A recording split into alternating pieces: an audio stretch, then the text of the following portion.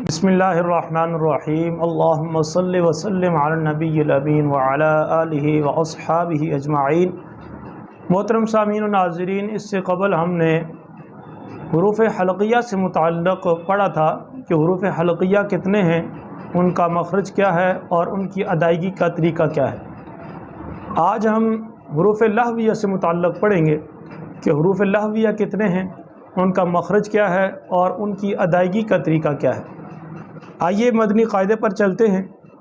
मदनी कायदा में बताता है कि हुरूफ़ लहविया दो हैं, क़ाफ़ और कैफ़।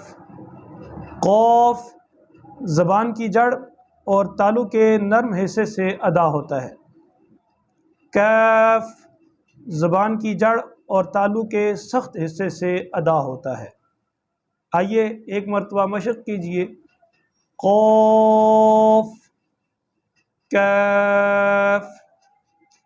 ज़बान के जड़ के साथ ऊपर की जानिब में एक गोश्त का छोटा सा टुकड़ा लटक रहा है, इसे कव्वा बोलते हैं।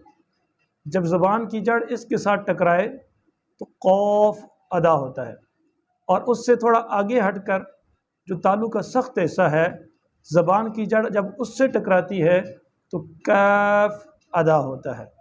क़ाफ़ और कैफ़ के दरमियान फ़र्क करना इसलिए भी ज़रूरी है कि जब आप कुल हुवल्लाहु अहद पढ़ते हैं, क़ाफ़ के साथ पढ़ेंगे तो माना बनेगा फरमा दीजिए वो अल्लाह एक है, जबकि कैफ़ के साथ पढ़ने की सूरत में कुल का माना बनता है तू खा ले। तो अब आप ख़ुद समझ सकते हैं कि यहाँ माना कितना बिगड़ गया।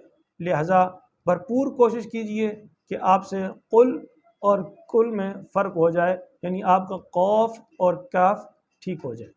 अल्लाह ताला मेरा और आपका हामी और नासिर हो।